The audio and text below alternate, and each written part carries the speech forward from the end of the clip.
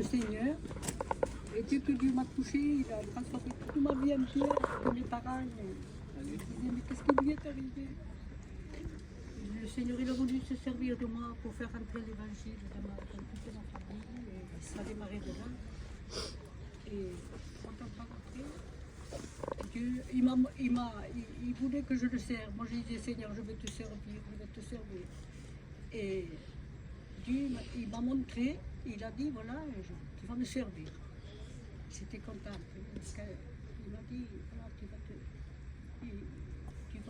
servir, vas me servir, mais pas toute seule. Il y avait quelqu'un qui devait être à côté de moi, un serviteur.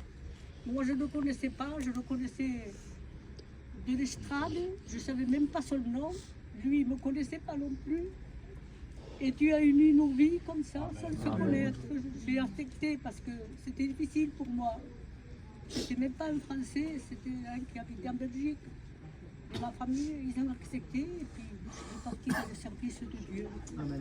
Et Dieu, il avait mis à lui, à mon compagnon, en Allemagne d'abord. Et moi j'étais là, je ne comprenais rien. Je me contentais de faire, de l'accompagner, de faire toutes les tournées qu'on faisait en Allemagne. C'était pas un mois qu'on partait, des fois c'était 8-9 mois. On était en Allemagne. Lui, il avait toute l'autorité pour prêcher la parole de Dieu, faire son travail. Moi, je faisais le bien, je faisais à manger. Les gens, ils avaient une coutume que je respecte. Ils faisaient attention pour le palchito, pour manger ou boire avec les gens. À moi, ils sont venus manger à ma table parce que je faisais des petits manger que j'avais presque rien. Ils venaient à ma table et ils mangeaient avec nous. Et un jour, c'était l'inauguration du chapiteau, on était près de l'Alsace, comme ça, dans la grande ville, et tous les de là-bas, avec Callot,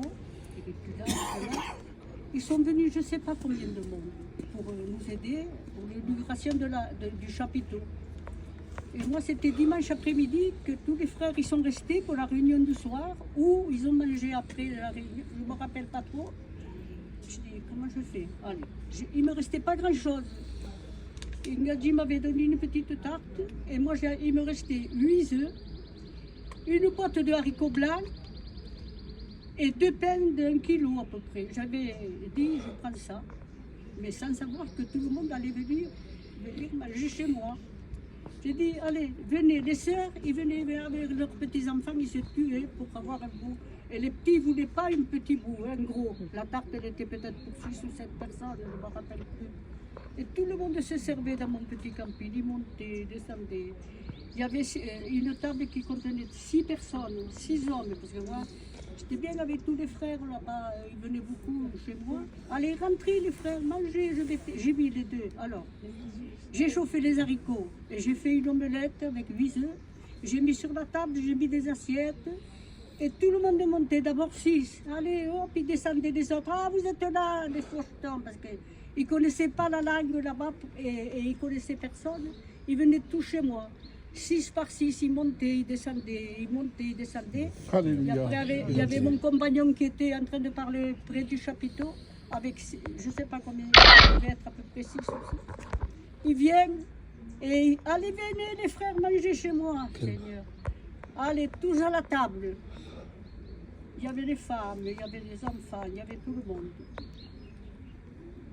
Ça s'est terminé. Tout le monde est parti. Je viens à ma table là-bas pour la ramasser. J'ai encore retrouvé une part pour moi. Et j'ai rien vu. Mon compagnon, il n'a rien vu. Et 4 ou 5 mois après, il y avait le vieux Callot qui venait faire des réunions dans la région là-bas. Il est venu vers lui, il l'a pris par le cou, comme ça, il a dit, viens, viens avec moi. Ils ont fait un tour. Tu te rappelles,